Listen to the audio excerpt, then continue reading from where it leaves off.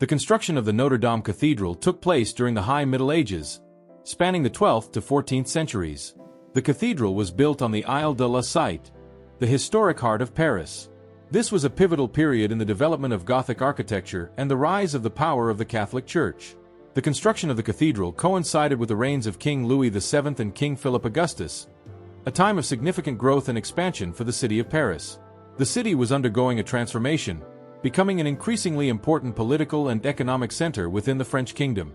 The soundscape of the cathedral's construction would have been defined by the constant clanging of hammers, the chiseling of stone, and the whirring of saws echoing across the island. The air would have been thick with the scent of freshly cut stone, mortar, and wood as the work progressed. The site would have been a hive of activity, with a steady flow of artisans, pilgrims, and merchants moving through the area. The workers themselves would have been dressed in simple tunics, while the clerics overseeing the construction would have worn the elaborate vestments befitting their station within the church. The construction process would have relied on an array of innovative technologies for the time, including systems of pulleys, wooden cranes, and specialized tools to shape and move the heavy stone blocks required for the cathedral's construction. At the forefront of the Notre-Dame Cathedral's construction project was Bishop Maurice de Sully, the driving force behind the ambitious undertaking. As the Bishop of Paris, he was the visionary who conceived of and championed the construction of this grand Gothic masterpiece. The anonymous master builders were the true architects of innovation responsible for the cathedral's groundbreaking design and engineering. These skilled craftsmen pioneered new techniques and solutions to bring the bishop's vision to life, pushing the boundaries of what was possible with medieval building technology. Among the named architects, Jean de Chelles stands out as one of the first identified by history. He played a crucial role in the early stages of construction, laying the foundations for the cathedral's iconic form. Later, Pierre de Montreuil made significant contributions, particularly in the design and construction of the cathedral's famous rose windows, which would become architectural hallmarks of the Gothic style.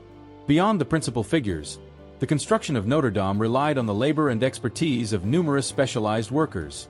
Skilled stonemasons and quarrymen carefully shaped and placed the heavy stone blocks, while virtuoso glassmakers and sculptors imbued the cathedral with its breathtaking decorative elements. Carpenters and blacksmiths provided the essential support structures and hardware to enable the soaring architecture. Apprentices and assistants learned their trades by working alongside the master craftsmen, ensuring these specialized skills.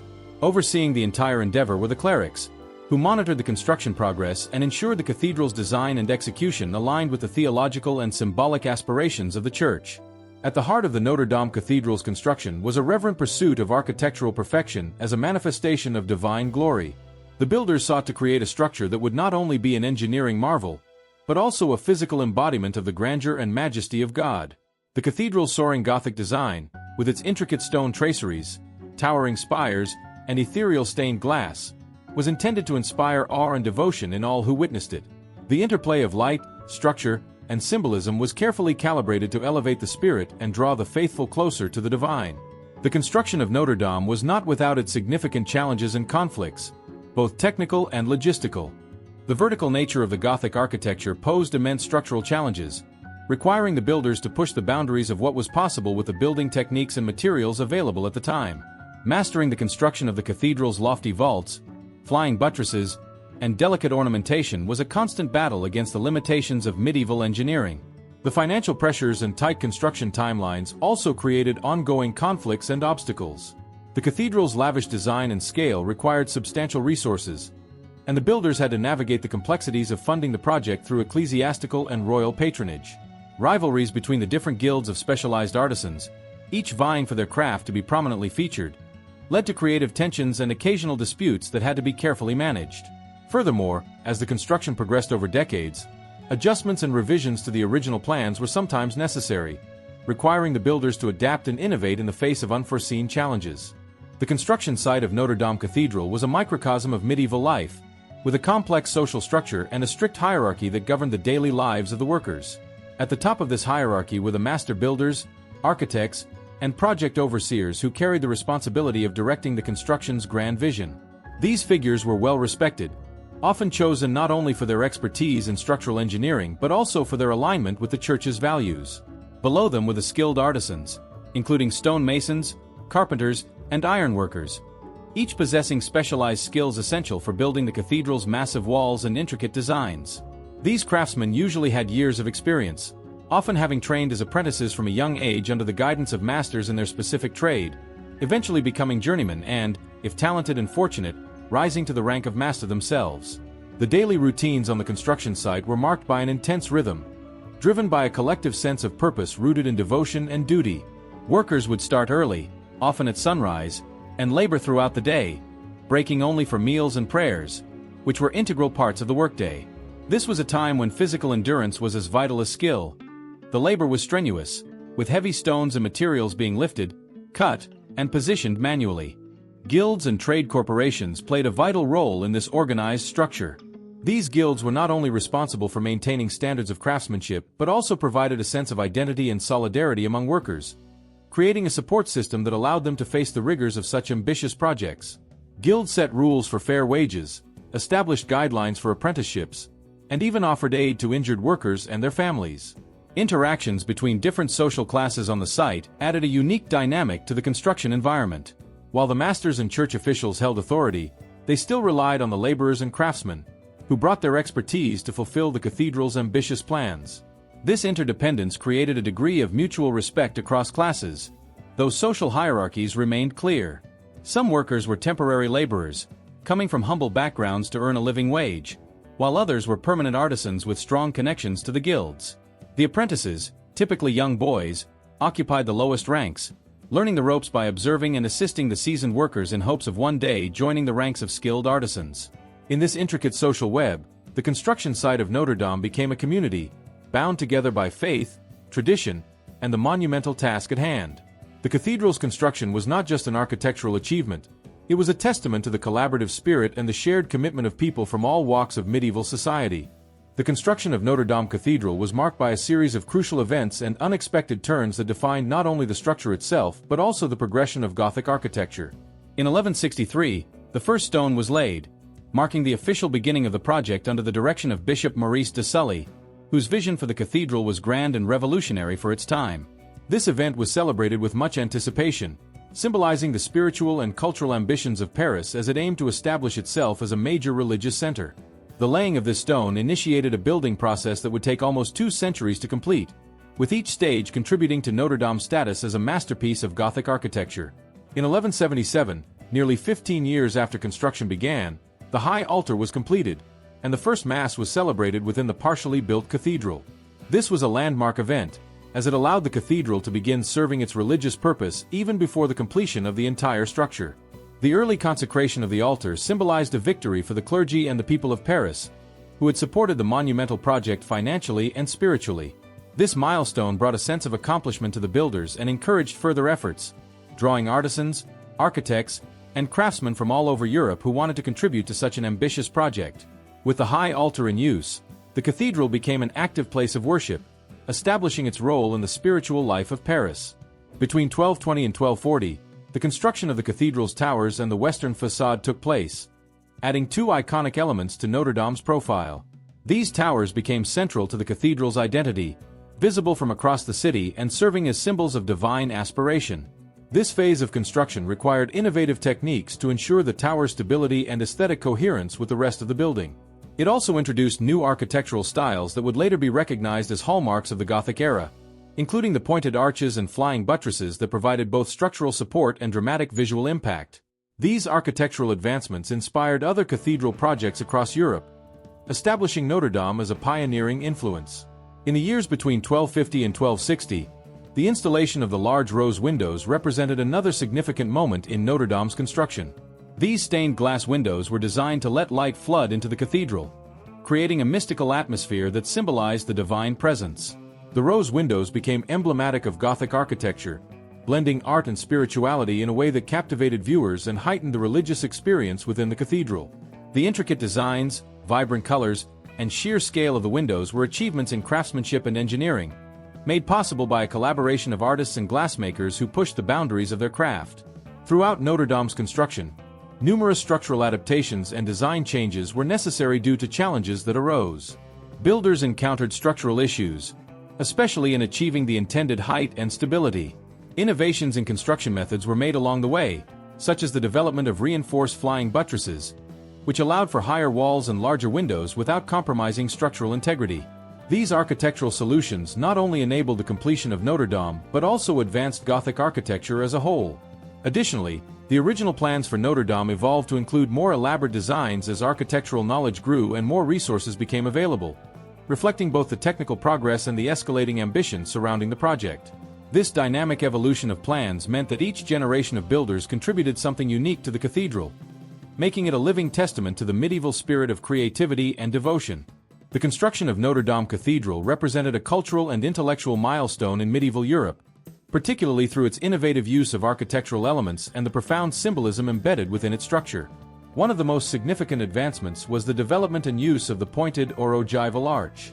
Unlike the rounded Romanesque arches of earlier periods, these pointed arches distributed weight more efficiently, allowing for taller, more stable structures. This architectural breakthrough enabled the creation of vast, open interiors that reached unprecedented heights, conveying an upward momentum meant to direct worshippers' gaze and spirit toward the heavens.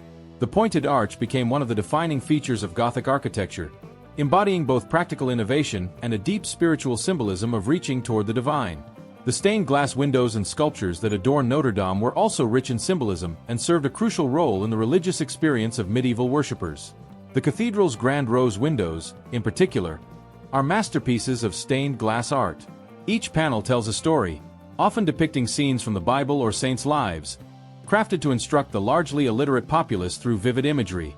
The windows filled the cathedral with colored light, creating a divine atmosphere that symbolized the presence of God. This illumination held spiritual significance, with light regarded as a manifestation of God's purity and omnipresence.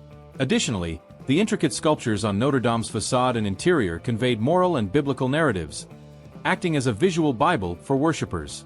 Figures of saints, biblical stories, and symbolic creatures adorned the cathedral's walls, reminding visitors of the moral teachings of Christianity and the eternal battle between good and evil.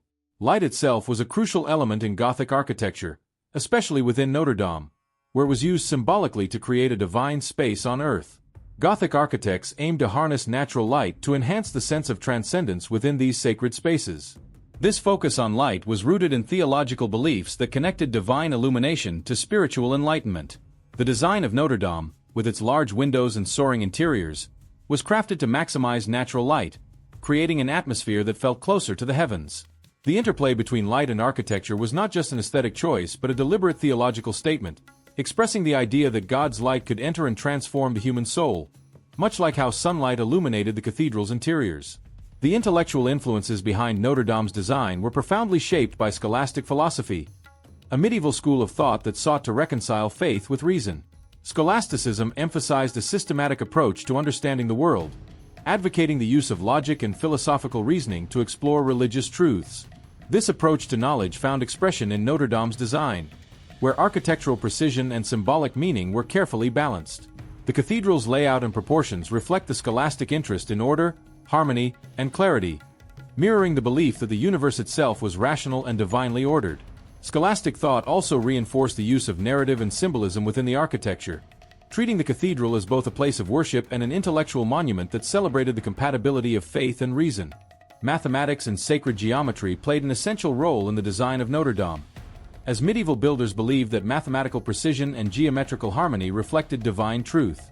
The architects of Notre Dame used geometric ratios and patterns to structure the cathedral's layout, seeing these mathematical principles as a way to bring their work closer to divine perfection. The proportions of the building were calculated to embody sacred numbers, which were thought to hold spiritual significance, creating a resonance between the cathedral's physical form and the cosmic order.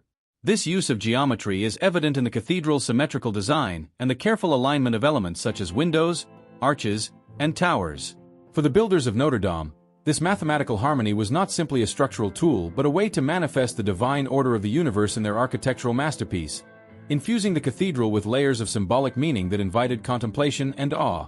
The construction of Notre Dame Cathedral did not occur in isolation but was part of a network of interactions and influences that spanned across Europe, impacting and inspiring countless other cathedrals and architectural projects. Notre Dame's innovative Gothic features, such as its soaring heights, pointed arches, flying buttresses, and large rose windows, quickly became hallmarks of the Gothic style, influencing other cathedrals across France and beyond. Major cathedrals in Chartres, Amiens, Reims, and beyond looked to Notre Dame as a model, adopting similar architectural techniques and striving to achieve comparable structural and aesthetic grandeur. This ripple effect transformed the landscape of medieval Europe, establishing the Gothic style as the dominant architectural language for ecclesiastical structures and symbolizing the era's religious fervor and artistic ambition. The construction process itself also fostered a dynamic exchange of construction techniques. As Notre Dame's construction spanned multiple decades, builders and architects from other regions often visited the site to learn from the methods and innovations pioneered there. Techniques such as the use of ribbed vaults, complex scaffolding, and advanced stone-cutting skills were shared and adapted, allowing these methods to spread throughout Europe. The flying buttress, for instance, became a defining feature of Gothic architecture, initially developed to support Notre Dame's towering walls and expansive windows. This structural innovation enabled other cathedrals to reach new heights and incorporate large stained glass windows, enhancing both the building's stability and aesthetic impact. This interchange created a shared pool of knowledge that elevated medieval construction techniques, driving architectural advancements across the continent. Notre Dame's influence extended beyond architectural inspiration. It also attracted artisans, craftsmen, and laborers from various regions, creating a melting pot of skills, traditions, and styles on the construction site. Stone masons, glassmakers, woodworkers, and metalworkers from regions as far as England, Italy, and Germany came to Paris to contribute their expertise. This influx of talent enriched the project, as these artisans brought unique techniques and perspectives that helped shape Notre Dame into a truly international masterpiece. Their contributions not only enriched the construction process but also facilitated cultural exchange, as local and foreign workers shared skills, tools, and ideas. The construction site became a center of artistic and technical innovation, where new methods were tested, refined, and then disseminated to other regions through the returning artisans. The grandeur and scale of Notre Dame also sparked a sense of competition among European cities, each vying to construct cathedrals that would surpass others in height, grandeur, and symbolic significance. This rivalry drove architectural progress, as cities like Chartres, Amiens, and Cologne sought to create structures that could rival or exceed Notre Dame in magnificence. This competitive spirit led to the rapid proliferation of Gothic cathedrals, each city striving to build taller spires, larger rose windows, and more elaborate facades. This rivalry not only pushed the limits of Gothic architecture but also encouraged cities to invest in the arts, as their cathedrals became centers of religious, cultural, and civic pride. The desire to surpass Notre Dame's splendor fueled creativity and innovation, contributing to the golden age of Gothic architecture that transformed the urban and spiritual landscapes of medieval Europe. Beyond its religious and cultural impact, the construction of Notre Dame played a pivotal role in the local economy of Paris. The ongoing project created a steady demand for materials like stone, timber, iron, and glass, stimulating trade and commerce in the region. Merchants, artisans, and suppliers thrived as they provided resources and tools essential to the cathedral's construction. This economic activity extended to the surrounding areas, as nearby quarries, forests, and workshops were engaged to meet the cathedral's needs. Additionally, the cathedral attracted pilgrims, visitors, and patrons, which bolstered local businesses such as inns, taverns, and markets, further embedding Notre Dame in the economic fabric of Paris.